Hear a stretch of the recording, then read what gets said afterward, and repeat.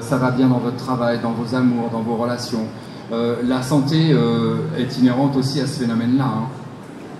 Et par contre, si vous êtes dans un état de colère, de frustration, etc., comme on est bien souvent, là on va envoyer une fréquence dysfonctionnante. Et on va avoir d'autres effets qui vont se produire, des effets dysfonctionnants. Donc quand vous voyez la synchronicité des choses s'organiser autour de vous, c'est que vous êtes bien positionné en général. C'est que vous envoyez la bonne fréquence. Ça veut dire que l'objectif, l'intention est la bonne.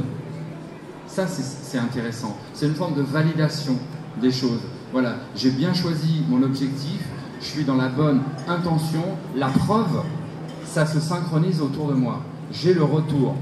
Hein, c'est cette fameuse loi de compensation qui est une cousine de la loi d'attraction.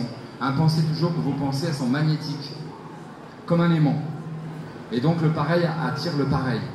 Donc attention à ce que j'attire, parce que c'est vraiment comme un aimant. Une pensée, ça peut se mesurer. Donc c'est quand même assez redoutable quand on pense à ça. Ces signes, entre autres, c'est une validation du monde d'en haut, la plupart du temps, parfois du monde d'en bas, de nos guides qui nous accompagnent. Ces guides, on va trouver toute une hiérarchie de guides. Les guides premiers, ça peut être simplement un grand-père, quelqu'un qui est dans notre réseau familial ou notre réseau de vie d'avant, qu'on a connu dans la vie d'avant ou des vies d'avant. Et ensuite, on va trouver toute une hiérarchie de guides jusqu'aux maîtres qui transfèrent, eux, des savoirs, des transmissions de différentes choses.